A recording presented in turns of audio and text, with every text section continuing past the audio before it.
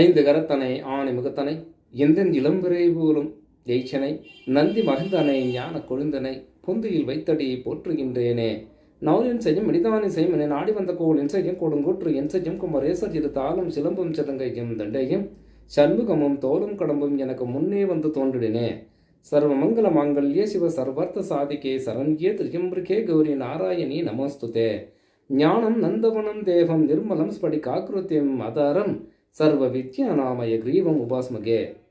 வணக்கம். சூரிய தசா சந்திர புத்தி இது நடந்தால் அந்த தசா புத்தி காலங்களில் அந்த ஜாதகனுக்கு எப்படி இருக்கும்? இது பொது பலன்தான். அது எப்படி இருக்கும் அப்படின்றது அவரவருடைய ஜனனகால ஜாதகத்திலே சூரியன் எந்த நிலைமை, சந்திரன் எந்த நிலைமை, அதை வச்சு அவருக்கு பலன்கள் எப்படி இருக்கும் என்பதை நாம் அறியலாம். ஆனால் இது பொது பலன் அப்படின்னும் போது இதுவும் நடக்கும். காலபுருஷனை வைத்து தான் இது குறிப்பிடுறோம். அப்போது இந்த சூரிய தசா சந்திர புத்தி 6 மாத காலங்கள் நடைபெறுகிறது.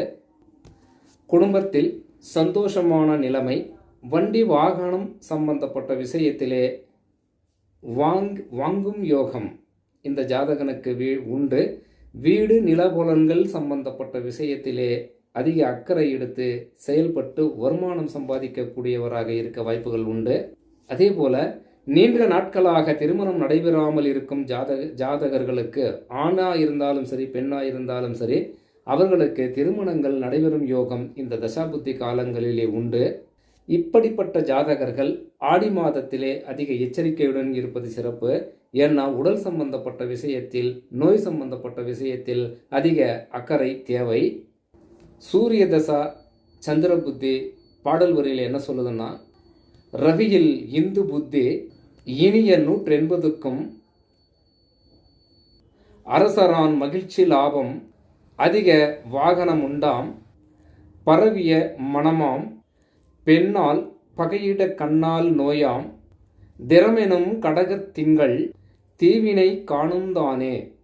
இந்த முறையிலே இந்த பாடல் கூறுகிறது. இது சூரிய தசா சந்திர புத்தியினுடைய பாடல்.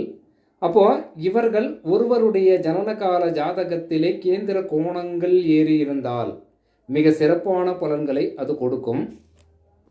அதே போல 7ஆம் வீட்டோடு 4ஆம் வீட்டோடு 2ஆம் வீட்டோடு சேர்ந்து தசாபுத்தி நடத்தினால் சிறப்பான பலன்களை அந்த ஜாதகன் எதிர்பார்க்கலாம். அதே போல தேய்பிறை சந்திரன் 8ஆம் அதிபனோடு கூடி அல்லது 8இல் நின்ற கிரகத்தின் தொடர்பு பெற்று தசாபுத்தி நடத்தினால் தீய பலன்களே அந்த ஜாதகனுக்கு நடக்கும். அவர் எதிர்பார்க்கும் வேலைகள் சுபமோ அது அசுபமோ அந்த தசாபுத்தி காலங்களிலே நடைபெறுவது என்பது சிக்கலான காரியமே அப்படின்னு சொல்லுது. அப்போ என்ன சொல்லுது? பொதுவாக சந்திரன் 2 7ஆம் வீட்டில் இருந்தால், அப்போ தன்னுடைய ஜனனகால ஜாதகத்திலே லக்னத்திற்கு 2 7களில் சந்திரன் அமர்ந்திருந்த தசாபுத்தி நடத்தினால் ஒரு வெள்ளை மாட்டினை, வெள்ளமாடு ஒரு அந்தணருக்கு கொடுத்து தானம் செய்யணும். தானம் செய்தால் அதாவது நல்ல பலன்களே அந்த ஜாதகனுக்கு நடக்கும், அந்த தசாபுத்தி காலகட்டத்தில் நடக்கும் அப்படின்னு சொல்லுது. இப்படி இது பொது பலன்களாக தான் சொல்ல முடியும். ஏன்னா இது உண்மை நிலவரம், இது உண்மையாக எப்படி பேசணும் அப்படின்னா அது எல்லோருக்கும் இது சாத்தியமா அப்படின்னா அப்படி கிடையாது, அப்படி ஆகாது. அவர்களுடைய ஜனனகால ஜாதகத்தில் ஆய்வு. இப்போ சந்திரனா சுபமா அப்படின்னா தேய்பிறை சந்திரனா இருந்தால் அது அசுபமாயிடும் இல்லையா?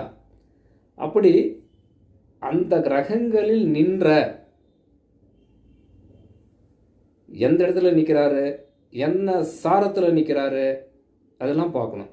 அப்போ தான் உண்மையான நிலவரங்கள் அந்த நல்ல பலன்களா அல்லது அசுப பலன்களா எது நடக்கும் அப்படின்னு சொல்லி உண்மை நிலவரங்கள் நமக்கு தெரிய வரும்.